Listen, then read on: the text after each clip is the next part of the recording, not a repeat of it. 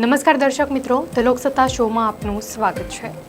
સ્પેસએક્સ અને ટેસ્લાના CEO alone Musk અને US પ્રમુખ ડોનાલ્ડ ટ્રમ્પ વચ્ચે ચાલી રહેલા વિવાદમાં એક નવો વળાંક આવ્યો છે।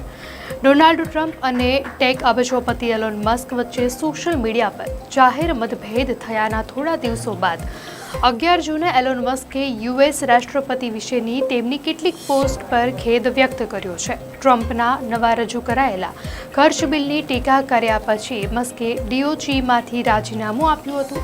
એ પછી બંને વચ્ચેનું શબ્દયુદ્ધ ઉગ્ર બન્યું હતું। એલોન મસ્કે ગયા અઠવાડિયે એક્સ પર ડોનાલ્ડ ટ્રમ્પ વિશે લખેલી પોસ્ટ અંગે માફી માંગી છે। એલોન મસ્કે પોતાના એક્સ હેન્ડલ પર આજે એક નવી પોસ્ટ લખી છે, જેમાં મસ્કે લખ્યું છે કે ગયા અઠવાડિયે યુએસ પ્રમુખ ડોનાલ્ડ ટ્રમ્પ વિશે મારી લખેલી કેટલીક પોસ્ટ પર મને ખેદ છે।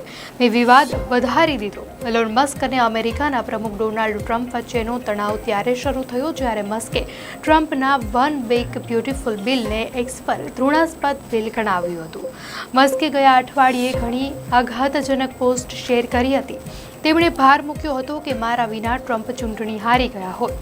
એલોન મસ્કે સોશિયલ મીડિયા દ્વારા ટ્રમ્પ પર ઘણા ગંભીર આરોપો પણ લગાવ્યા હતા।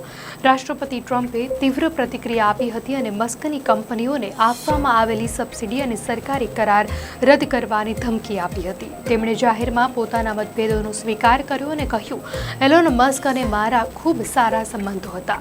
મને ખબર નથી કે ભવિષ્યમાં અમારા સંબંધો સારા રહેશે કે નહીં। હું એલોન મસ્કથી ખૂબ નિરાશ છું। મેં એલોનને ઘણી મદદ કરી છે।